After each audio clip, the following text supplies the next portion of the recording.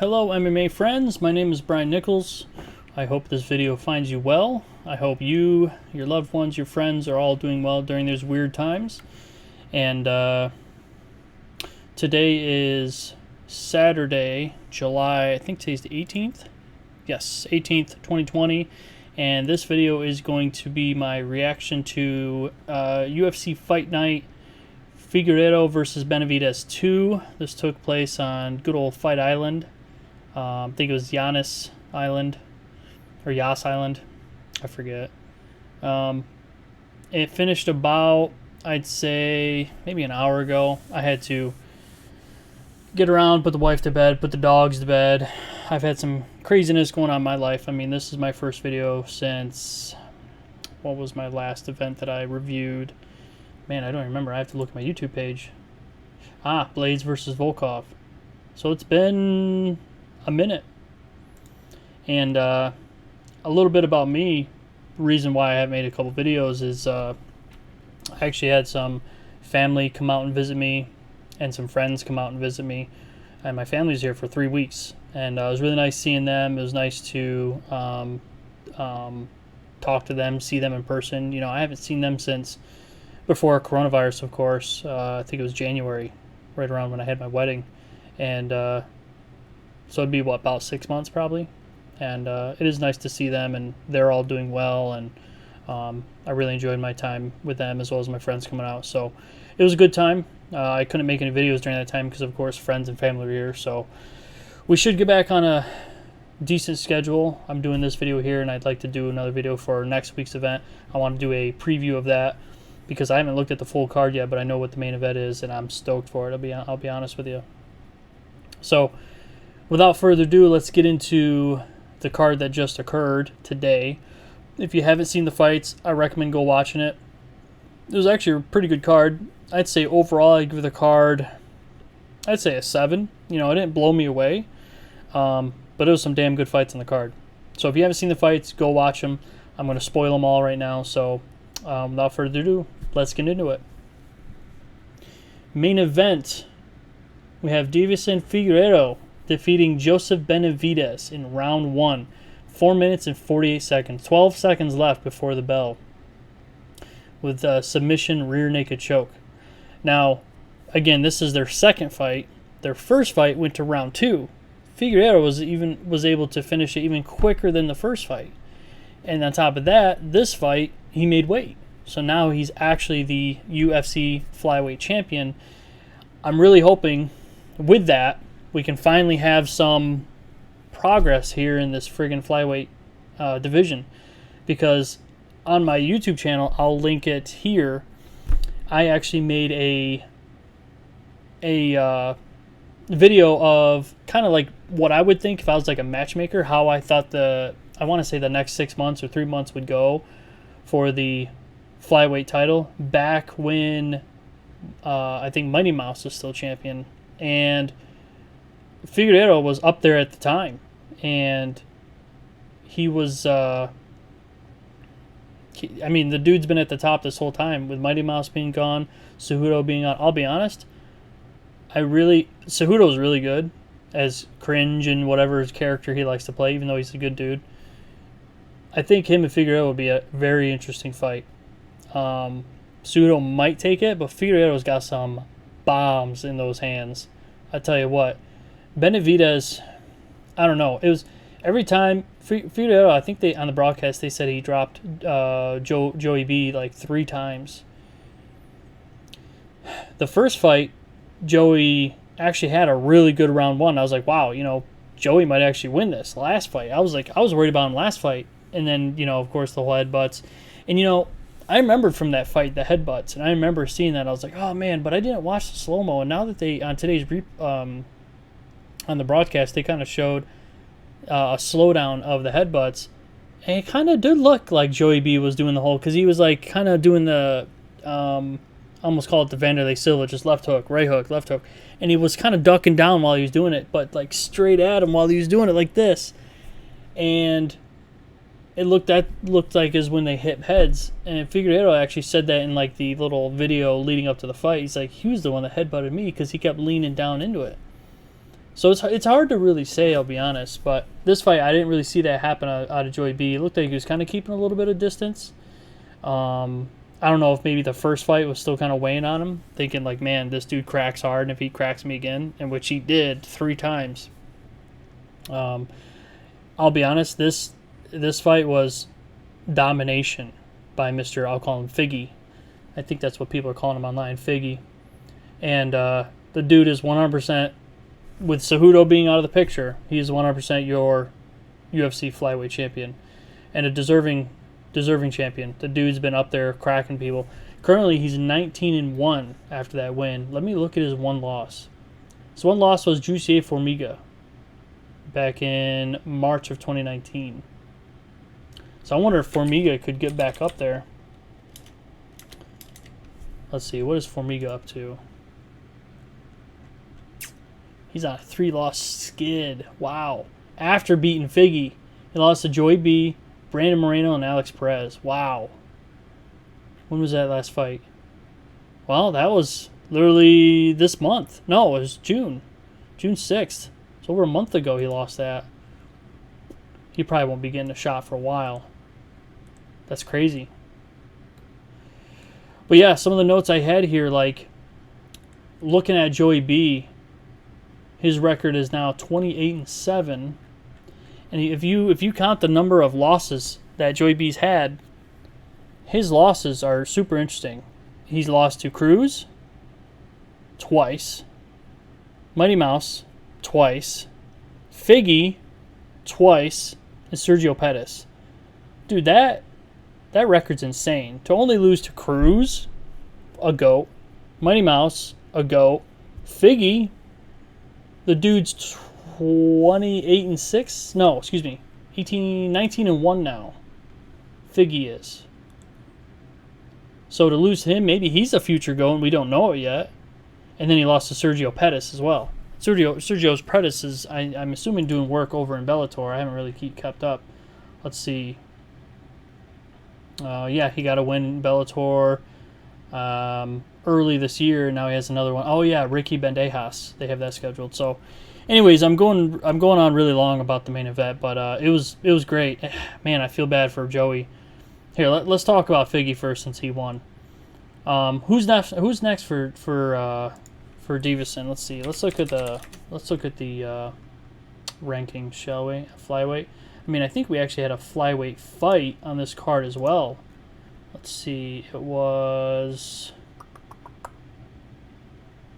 Pantoja and Askarov. That was on the card. What else was there? I want to say there's another 125 fight on Wednesday because they're like, oh damn, people are maybe gonna line up to get a shot at the champion fight tonight. So let's see. Figgy, obviously champion. Benavidez is 2. Brandon Moreno, number 3. Pantoja 4, but Pantoja just lost to Askarov. He's 7. Alex Perez is 5. Joseph Formiga 6. How is Formiga 6 and he's on a 3-loss skid? Tim Elliott looks like he went down 1, but he just won his fight. Oh, was that was the fight? It was the co-main. It was Tim Elliott. That's right.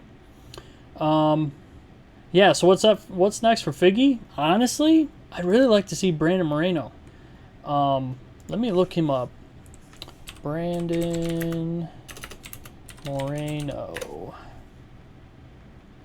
When you look at the dude was really good on The Ultimate Fighter. Like, I feel like he was like a raw talent that needed more time to develop.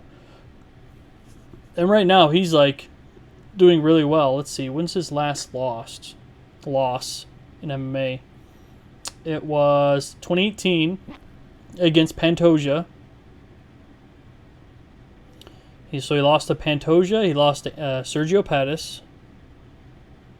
Okay, so hear me out. Here we go. Okay, so after this, so he lost on the Ultimate Fighter Season 24. And then he got a fight before the finale, because typically the people on the on the Ultimate Fighter season. Even if they lose, sometimes they'll get a shot in the UFC and fight on the finale event. And he got that, but even before that, he got called to get a fight, and he fought Louis Smolka, and he won that. So he beat Smolka. He beat Ryan Benoit, who just lost against Tim Elliott. And then he beat Dustin Ortiz. I was like, damn. So that was 2017. Late 2017, he fought Sergio Pettis. He lost. That was a decision unanimous. And then midway through 2018, he lost against Pantoja, another decision unanimous. And then 2019, he fought Michael Perez in LFA. Came back. He got a draw with Askar Askarov, who just won today. And then he beat Kai Kara France and Jussier Formiga. The dude's knocking on the door. I'm telling you what, give Brandon Moreno a shot. He is exciting. He's got charisma. He's got that Latino background that the UFC's always trying to go after. I think that's who's next. Joey B, man, it's hard. I can't really say that Joey B should go to bantamweight. I feel like he's small for flyweight, man. Figueiredo would look huge. Not like huge, but compared to Joey B, he looked pretty big. So I don't want to say Joey B should retire, but man, it sucks. Another one of those fighters that never got UFC gold, up there with Uriah Faber and stuff at Team Alpha Male. It's like, it sucks, but the dude got cracked 3 times. And Figueiredo, when he would hit him, I don't think it was through the guard, but I think it was like right on the side of it, like right around the guard. It just clipped him multiple times. And then those rear naked chokes, like Joey B was doing good getting out of them. And then that one after he got cracked, and then he friggin' went out. Damn. You want to talk about the balls? Crazy. Anyways, great main event. First round finish. Some of the other fights on the card went the distance, but friggin' top 2 on the main card were finished in round 1. So let's talk about that. Let's talk about the co-main. We had Jack Hermansson take on Kelvin Gastelum. Jack Hermansson defeats Kelvin Gastelum in round 1. 1 minute and 18 seconds in. Submission heel hook at 185 pounds. I'll say this. Kelvin Gastelum, I have that dude's skills in my mind so high. If you watched him on The Ultimate Fighter, he was such the dark horse in that season. He was just like silently beating dudes really easily. And then he beat Uriah Hall, and was just beating monsters. Of course, he had issues with weight at welterweight, went up to middleweight. I think he went back to welterweight and then back to middleweight and blah, blah, blah. He's been at middleweight since. I really wish he could get back to welterweight, but obviously it'd probably be tough for him to go there and stay there because I feel like some of the dudes at middleweight are just too big. When he fought Chris Weidman, you could see the size difference. Jack Hermansson kind of looked a little bigger than Kelvin. Now, don't get me wrong. That's not what I'm saying, how Jack won the fight just by physicality and his size compared to Kelvin, but it's just a noticeable difference sometimes when you see Kelvin fighting these big-ass middleweights. But for Jack, dude, Jack won another fight via Jack's way of winning fights. It's crazy. Just take it to the ground, get the ground and pound, get a submission, things like that. Boom, done. Call it a night. Minute and 18 heel hook. Crazy. Yeah, so that was a great fight for Jack. Again, looking at the rankings, let's look at middleweight. So Jack Hermansson's at 6. Kelvin was at 7. So that's a good little matchup. So if we look at the top of the card, we have, at the entire rankings. Excuse me, it's getting late. Israel Adesanya, our champion, most likely taking on Paulo Costa. We have Whitaker tied up with Darren Till. Supposedly Yoel Romero is taking on Uriah Hall. Then there's old Jared Cannonier. But Jack Hermansson fought Jared Cannonier and lost. So I feel like Jared Cannonier is probably going to sit out and wait. I bet you Cannonier would probably get the next shot at the belt. And then after that, maybe between Whitaker and Darren Till. I don't know. That'll be tough. But Jackson at kind of a rough spot. Maybe between Israel and Paulo Costa. Whoever loses that, fight Jack or Hermansson. Depends. Depends how far out it is. So I'm not sure what to do with Jack, but yeah, he needs to go back, just keep working on his skills and go from there. Kelvin, same thing, dude. I guess work on that ground game after something like that. It's hard to say. I really wish the dude would go to welterweight. I feel like he'd have such a better shot. But, you know, as what's his face likes to say, it is what it is. Can't believe I'm forgetting. Max Holloway. Jesus. Okay. Fight before that, we had Rafael Fiziev. That was a rough one to say. Defeats Mark Diakese. I'll say this, number one. I think this probably won fight of the night, in my opinion. This was a banger of a fight. Damn.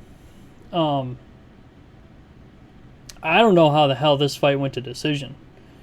Because Rafael defeated Mark Diakese. Diakese? Dude, I'm terrible with names today. But Rafael won via decision, unanimous decision.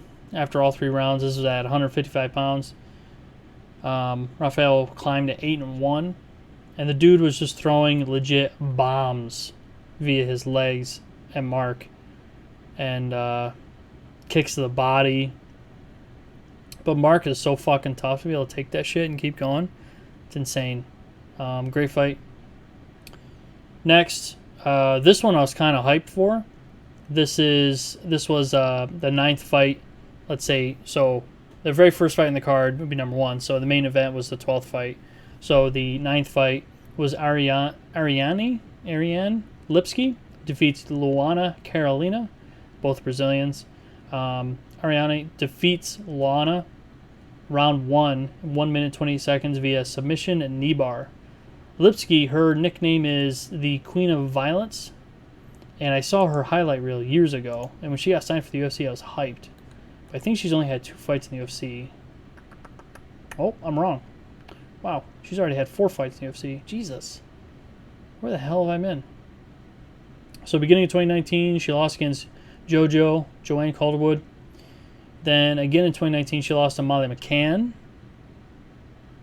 And then she defeated a woman by the name of Isabella de Puada.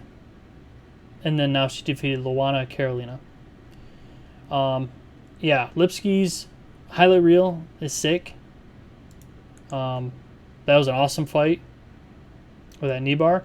Yeah, she had her in like almost like, I think they mentioned on the broadcast, like a calf slicer, I think is what it's called, where your knee, let's say this is your knee, right? You're walking kind of weird. Like, there we go.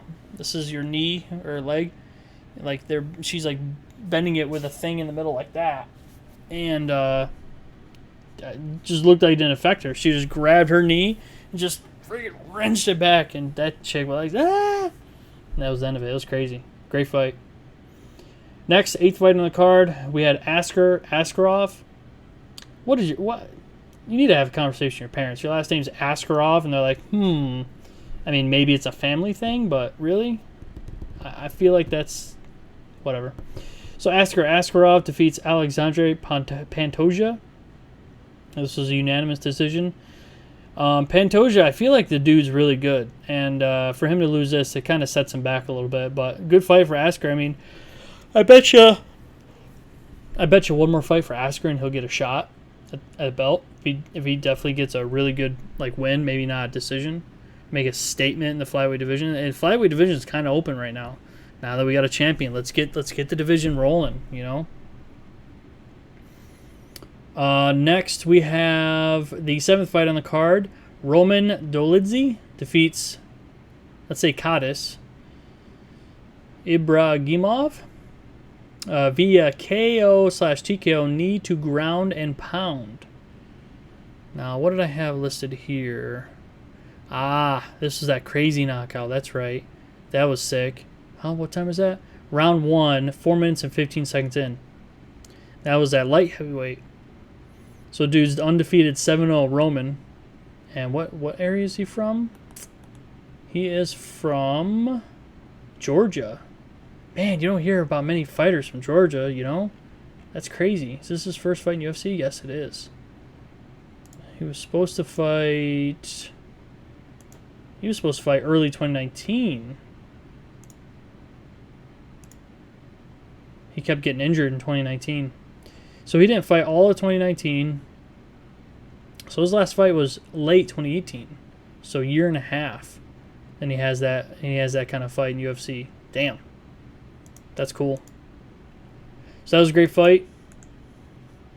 Next, sixth fight in the card, we had Grant Dawson defeating Nad Narimani by decision, 3 rounds. This fight was, I don't want to say a coming out party for Grant Dawson because the dude's fights are always really good. It's weird. I've seen fights with Grant where it looks like he has an insane gas tank. Like, he can keep going even though he looks super tired. He's like one of those fighters, like, he looks physically tired, but he can just keep going. I don't know if that's the wrestler in him or what, but you know, I'm from the Kansas City area, so maybe I'm biased. I don't want to say the dude's a champion level yet, but he's got some raw talent, and he's a good fighter, and I'm really looking forward to seeing what he can do in the future. It looks like this was a 150-pound fight. He was talking about on the broadcast post-fight interview. I want to say it was Paul Felder asked him if he's going to go back to 145 or do 155, and he said he wants to be a company man, which I don't know if being a company man makes you the most money, but hey, do what you want to do. Maybe get in the good deeds of UFC. Then when your new contract comes up, be like, hey, but hey, girl, you better hope you have good management though. So yeah, this was just a beatdown by Grant Dawson, I'll be honest. It was a great fight. Another good fight for him. He said it might stick around at 155, 150 during Corona to help out the UFC. But after that, he wants to go back to 145, so I completely understand that. So, great fight by Grant. Fifth fight in the card, we have Brett Johns. Oh, excuse me. Fifth fight in the card was Joel Alvarez defeating Joe Duffy.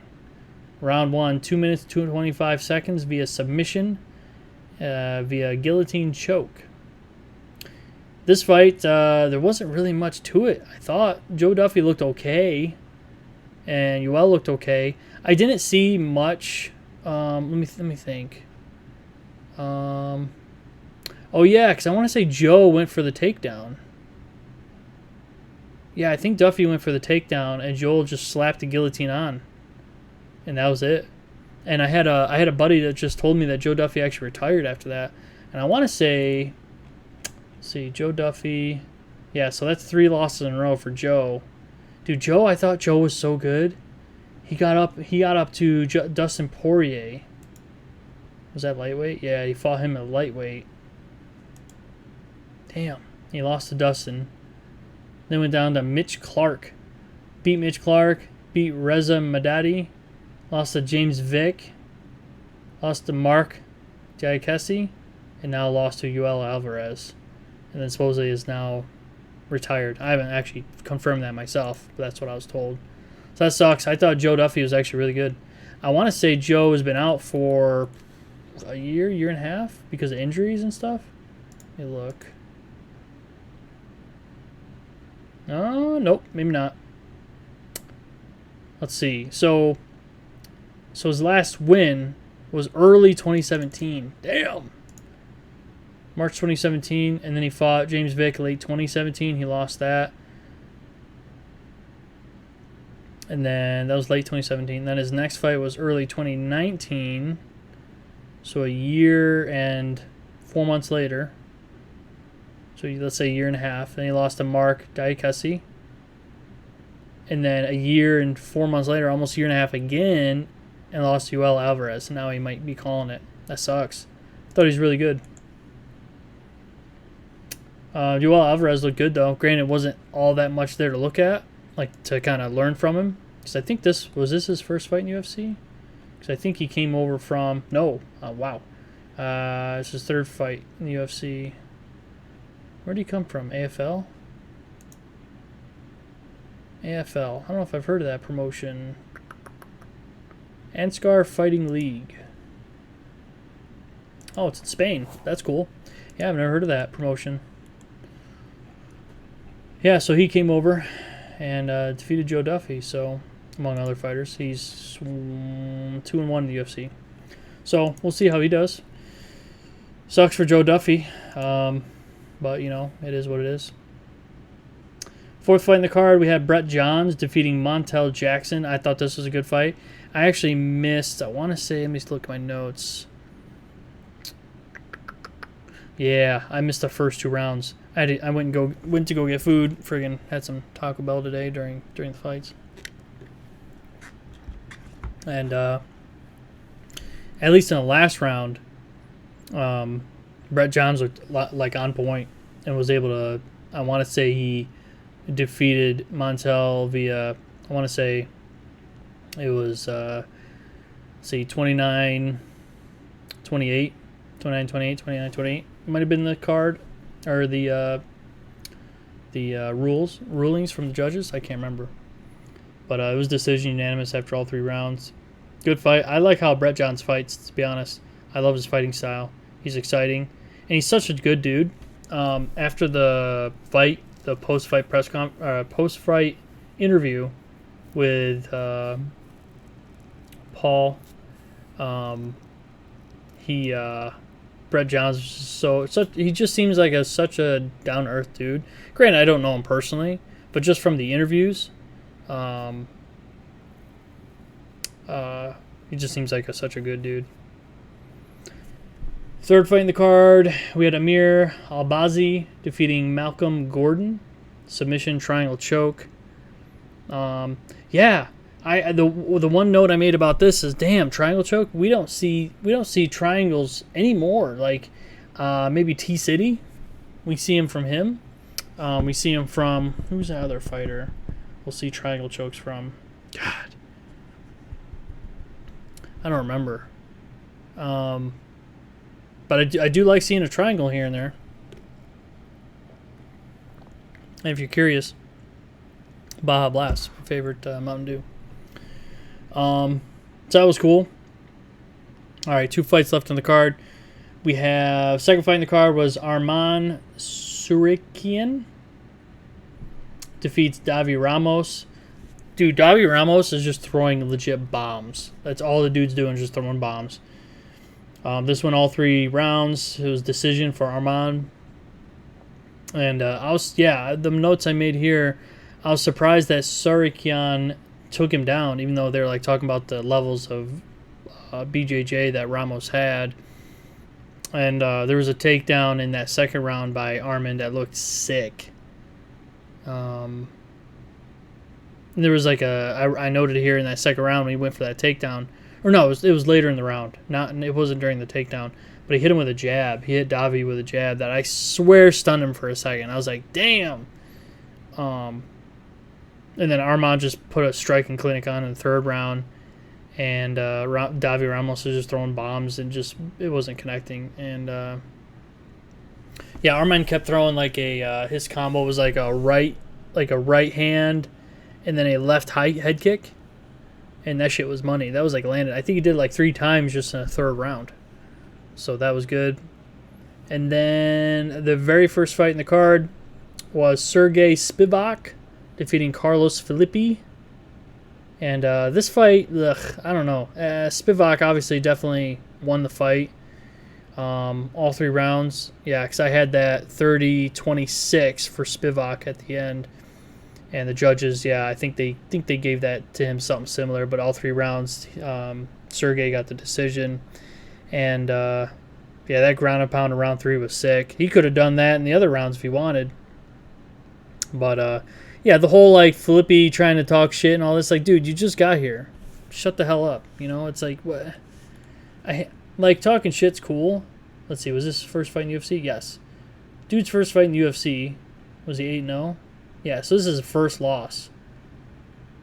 So probably had this idea that he was invincible. Comes in, gets handed his first loss, and he was all pissed. Like there was, like at the end, Spivak won, and I think Philippi was still trying to talk shit to him after the ref raised his hand and stuff, and they announced the winner.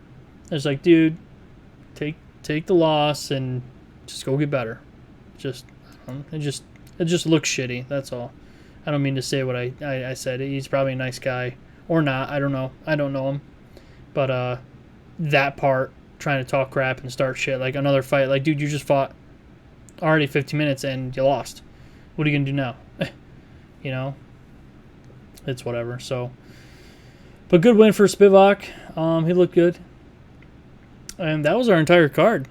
Just a little over 30 minutes. So, if you've stuck around this long, thanks for hanging out. I appreciate it.